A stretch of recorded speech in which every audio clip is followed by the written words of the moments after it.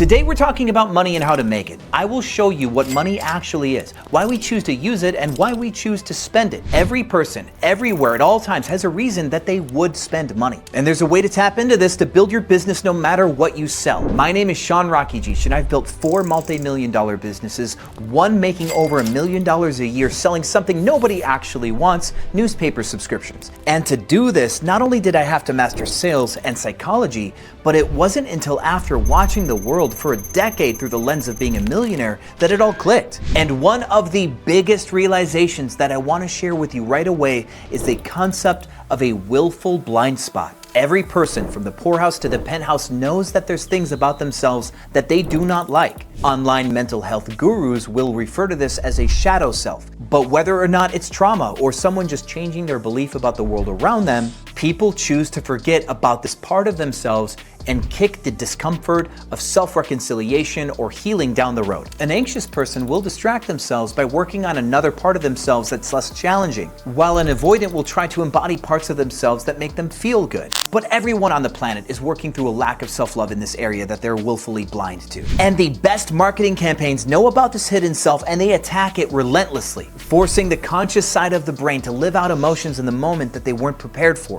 placing them in a vulnerable buying state, often leaving them grasping at straws to self-soothe. Ask yourself, do you really think all of these sexy ads appeal just to raw desire? Do they also not intentionally create feelings of comparison, self-consciousness, self-worthiness? Ads placed in front of you that show someone happy and beautiful and well-traveled and wealthy always draw comparisons between the viewer and what you do not have to the person on camera and what they do. And without you spending a moment to consider the needs of your inner child, you will spend money to make the screams of your inner child go away. People are weak. They don't want healing. They just want comfort. So find a value proposition that gives them comfort or an escape, and they will pay you for that escape from themselves. And realization number 2 is that people crave relevance. When I opened my newspaper business's office in California, from day one we hit a brick wall trying to sell subscriptions the way we always did. People in California were too cool to care about what was inside of a newspaper that made it worth $1. But facing complete failure without a plan, I wasn't deterred, because just 18 months prior, I was homeless in a van hustling Chinese teeth whitening kits to get by. For these little teeth whitening kits, I developed and tested 18 different styles of sales script before I found one that worked at volume. More on that story soon, but there was a huge lesson that I learned back then that paid off big in California. Give the customer authority. Back then, we started asking prospects, what do you think the newspaper should do for us to stay relevant in 2010? How can we become a better business? Because we're going out of business. Idiots and the wise alike would all give the same uninformed, generic answers. They would all amuse themselves with their clever day one idea like they're gonna save the newspaper. And we let them talk a good while until we had a few topics that we could hang them with. We would say, wow, we just came out with a section like that we're working on. It's a work in progress. We would love your feedback. It comes out here in the paper on Thursdays. Please help us, guide us, be the authority, and pay us to do so. I then modified this script to apply to a digital first membership, and my company started setting records selling 20-year-olds newspaper subscriptions to their phone. All because 20-year-olds know better about what young people like to have on their phone. Hook, line, and number 3, we live in a dystopia. Look around. People are overwhelmed. The world is in chaos. Housing prices are insane, wages haven't gone up, drones are in the sky everywhere, government is taking over. And so now our dystopian entertainment, Netflix, is appealing to the catharsis of our situation by constantly giving us sci-fi and dystopian fantasies. And people are buying into this. The fear and uncertainty leave people craving safety and control and order, and that's why companies like Amazon are thriving. It's instant gratification in a chaotic world. With a click of a button, something can go your way. Everything can feel right in the world just for a little while, like it's going according to your plan, just for a moment. And when you realize just how powerless people feel, rich and poor alike, you can position your product to allow someone to have a sense of control or a sense of peace of mind, to restore just a little bit of order or sanity back into their lives right now, or a parlay into the future. Whether it's a comfort food or a productivity tool or a life insurance policy, you're not selling the product. But there is a real danger here, selling into the dystopia, one that I learned selling my Chinese teeth whitening kits back in the day. Do not challenge their idols. In this case, it was their dentist. People are remarkably nervous about their teeth in Western culture. Perfect pearly whites are a sign of status. Your best accessory is your smile. You're probably checking your teeth discreetly with your tongue right now as I tell you this. And when I made a claim that someone was unaware that they were doing something harmful to their teeth and my product could fix it, they tensed up and they withdrew back to their idol. I had no authority to replace their idol. All I did was attack their resident god of teeth, and I lost the sale. In this dystopia, we all have our superstitions, our mentors, our security blankets. We are navigating rough seas, just hoping to touch ground once in a while often enough to not feel like we're constantly drowning. And if you are not the god of the oceans, you cannot declare that someone is drowning and expect their compliance. So know your place, and instead find out what they worship and create alliances instead of challenging their paradigms. It's a harsh realization, number 4, we are alone. And no matter how connected we fancy ourselves to be with airplanes and damn near teleportation, social media and the internet, we feel more alone than ever. Loneliness is the silent epidemic of our time.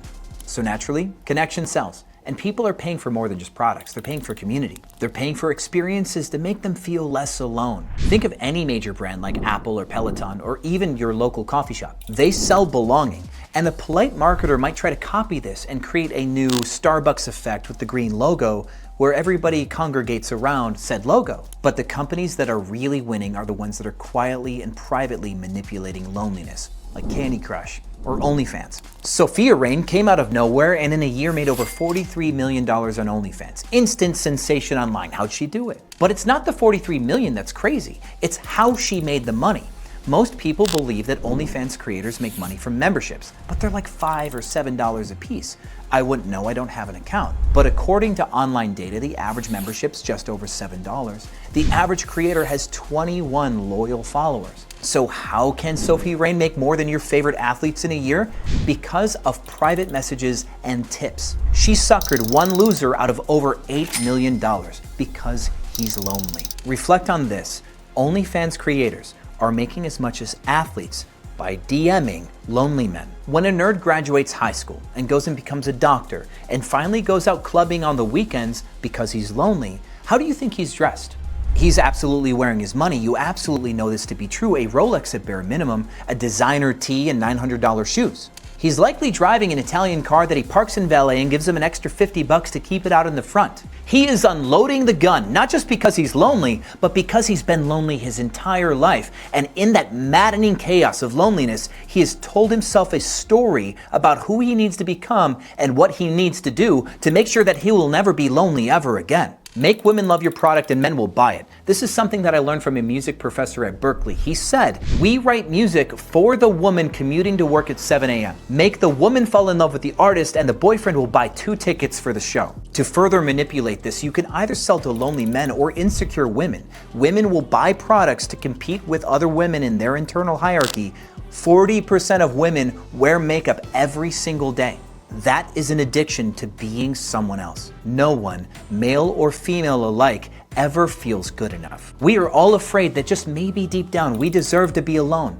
The existence of makeup doesn't expressly say that you are ugly and you will die alone, but it doesn't have to. We tell ourselves that now that makeup exists. Yet number 5, we are all still the hero. And you want proof? Just look at Nike. Just do it. It's not about shoes, it's about triumph. And with Tesla, it's not about cars, it's about innovation and progress. Occupy Mars. Many marketing campaigns will try to place you in that position of personal empowerment, where you can imagine yourself in the front seat of that car, or within a crowd of laughing friends. That you deserve it, that you are destined for greatness, and you are just misunderstood for now. You are just one purchase away from glorious transcendence and worship.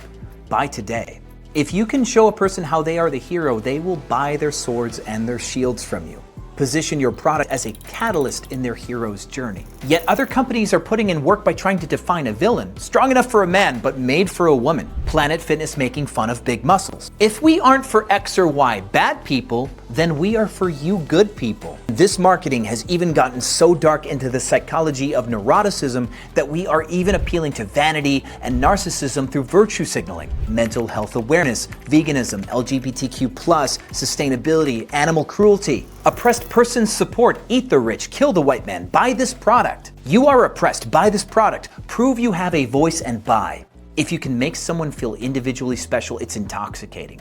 or make them feel like they really are just a circumstantial victim and you're the only one who sees their hidden greatness. And realization number 6 is we really do just care what everyone else thinks. Humans are social, tribal creatures, and socialization leads us to buy the big brands, buy design, or buy Starbucks. And we will even double down to prove our ethics or our integrity because we don't want to be left out of the tribe. Even if we know it's just some sales technique to get us to buy, we still need to defend our reputation publicly and buy in public. As a business owner, this is a gold mine. You can not only make a product that makes people seem cooler or more in the know or more smart, but you can also get people pinned down to the concept of caring about their health or caring about a social issue before that they know that there's money on the line. And then you present them with the irresistible offer, which is buy my product or I'll know that you're a liar and everyone else will know that you're a liar. FOMO is just child's play. Cognitive dissonance is where the money really is. So much of dark psychology and NLP take advantage of things exactly like this.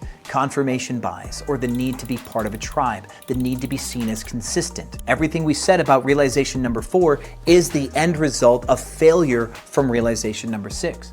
People see lonely people every day, and they don't want to become that person. And in order to not become that person, we have to care what everyone else thinks because everyone else is in control of whether or not we will be cast out and then become lonely. We want to be accepted so that way we can be safe. Maslow's hierarchy of needs. If you want someone to give you a lot of money, give them the opportunity to perform their greatness in front of an audience. One of my old main competitors back when I really thought I had competitors as an Airbnb coach was named Brian. He paid Grant Cardone a ton of money to be interviewed on this Ask an Expert program that he created, which was all just a fake interview series for people to come off as the best in something where anybody could be interviewed in their area as an expert and Grant would go, "Oh wow, that's really interesting. Oh, I never knew that. You're so smart. I think people should trust you." He paid tons for that footage, so that way he could run it as an ad on Facebook and Instagram to try to prove to everybody else that he was validated by somebody who had some clout to influence everybody else to buy his product. He later tried the same thing with Tai Lopez and Robert Kiyosaki, always trying to influence the masses by making them believe that he had the ear of other influential people. And this is an extension of us caring what other people think. We not only care what people think about us, we care about what other people think about other people when we're making decisions on whether to trust somebody. This concept of bandwagoning or an appeal to authority or social proof is ways that even someone like I can manipulate you into buying a product.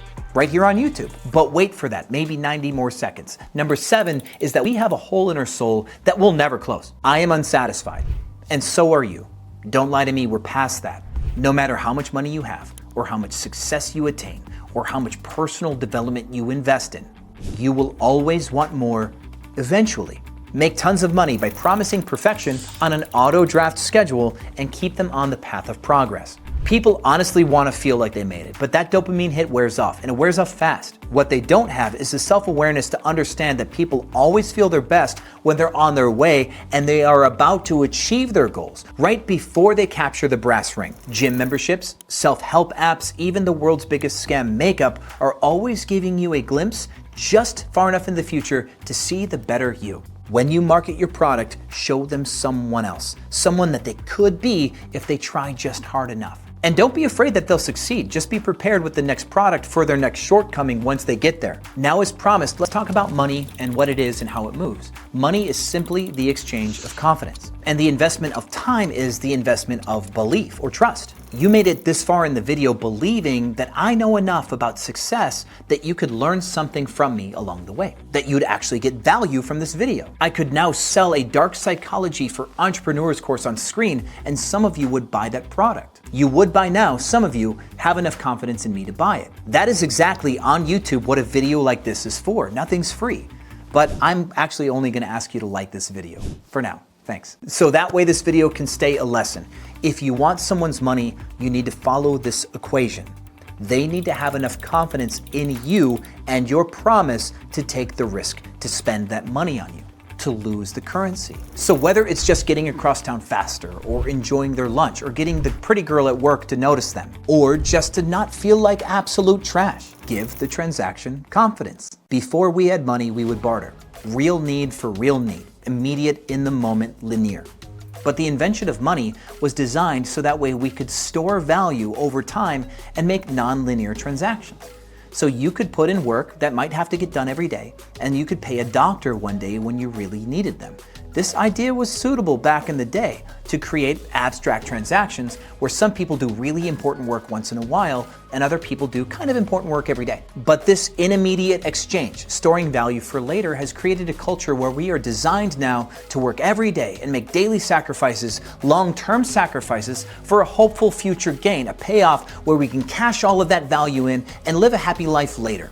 We are being manipulated at the bottom to become a culture that does not prioritize immediate value exchange. The richest people in the world do not play by this set of rules, but they ask you to play by them. Break the cycle, seek immediate value, and understand that the rich and poor alike are weak, they're scared, they are alone, they are insecure, none of them are happy, and all of them will pay for an escape. Stay sharp, and I will see you on the other side.